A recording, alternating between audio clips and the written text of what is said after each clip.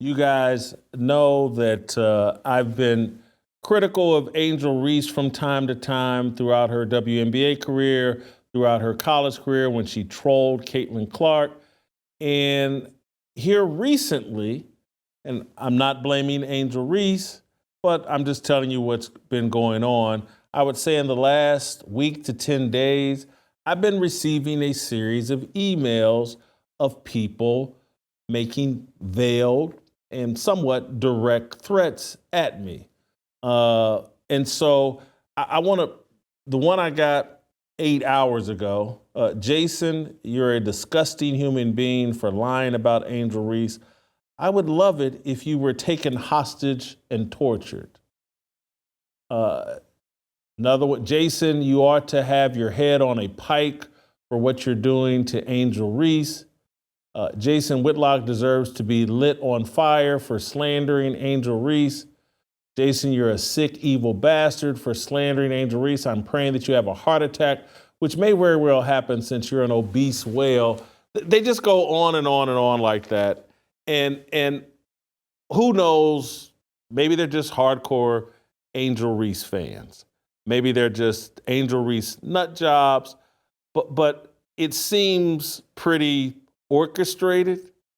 And what I see it as is like, hey, let's send these veiled threats and we'll shut Jason Whitlock up because it's not worth the hassle of if he keeps talking about Angel Reese and he's critical and he's getting these emails. He doesn't want these emails. He doesn't need the hassle of that. And I really don't. But there's just, I'm just different. And I'm not going, and I've been at this for a long time and I've never received this kind of consistent thing coming from these manufactured, ginned up email addresses, different names. They're all seem like they're coming from Gmail accounts. I've never experienced this, but I've been in some hot water, and you've certainly, and I'm not accusing Angel Reese of this or anybody connected to Angel Reese of this, but I've been at this a long time.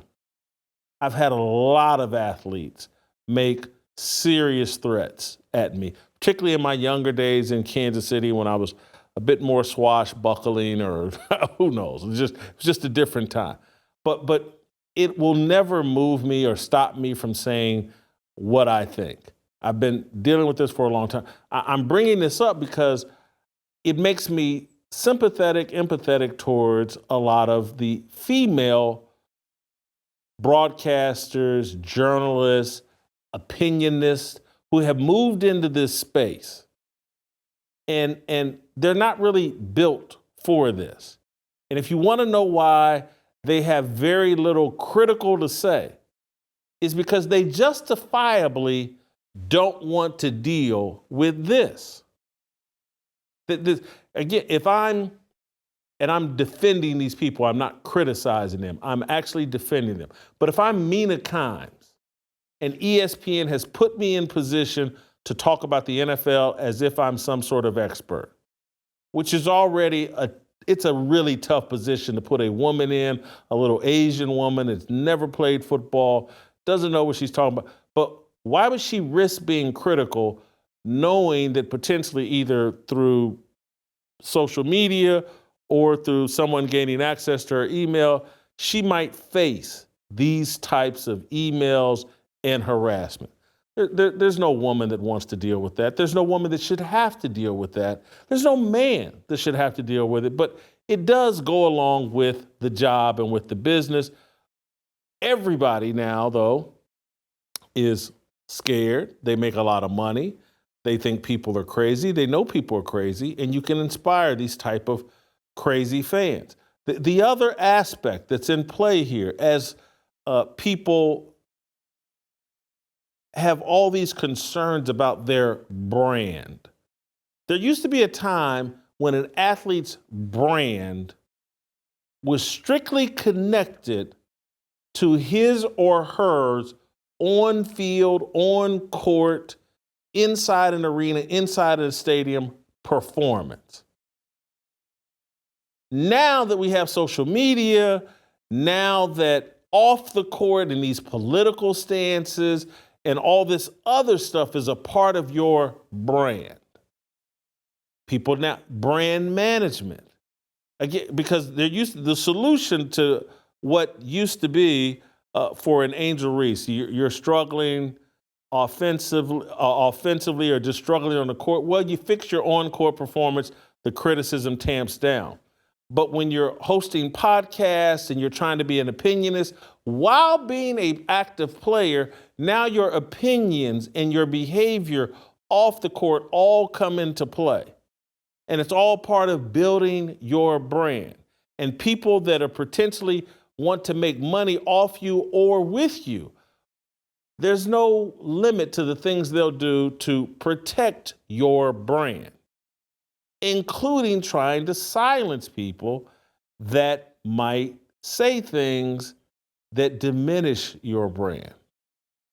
And I'm not remotely suggesting that Angel Reese is in any way connected to the pushback and the feedback that I'm getting. What I'm telling you is we've created an environment where it would make sense for an athlete to be overly concerned about his brand, be involved with people, unsavory people, who may do some unsavory tactics to protect their brand. This applies to all of these athletes today. Clutch Sports has ways of pushing back against people because LeBron's worth $1 billion. He's got an agency. They can work things in a less unsavory way, perhaps force you out of jobs, make it so ESPN or Fox Sports doesn't want you on their airways. They have ways of pushing. Like Michelle Beadle feels like she experienced that from LeBron James in his group and Clutch Sports. And then there's this low-level form of activity. Hey, let's just send some threats. Let's just see if we can back them off that way. And so when you turn and or invite a criminal, unsavory element into the sports world, if you've been listening to me talk about how, like, hey man, ESPN and these mainstream media outlets and platforms, they seem obsessed with, hey, is Aqib Talib, is he out of jail? Is he out of trouble right now? Hey, let's get him on a show. Oh, Richard Sherman, didn't we just capture him beating down the doors of his in-laws, threatening to beat up somebody? Hey, let's make sure we get him on. Oh, yeah, Matt Barnes was known as a thug in the NBA. Steven Jackson is proud and celebrates his checking in with gang members, being a part of the Bloods and all that. Hey, can we get them on a podcast and support that? Hey, Gilbert Arenas, brought guns into the locker room and set his NBA career on fire and set his reputation on fire. Hey, how can we support his podcast and make him part of the ESPN family? Oh, hey, Shannon Sharpe has all these allegations from women that have dotted his whole broadcasting career. How can we cut the next deal with him? There's been a ushering in of an unsavory element into sports media. And the biggest part of that is like the whole gambling thing. Hey, let's partner up with all the gambling companies and give them incredible sway in sports. There's a lack of ethics. There's a seedy little underbelly that's being ushered into the mainstream of sports media. And this is what goes along with that.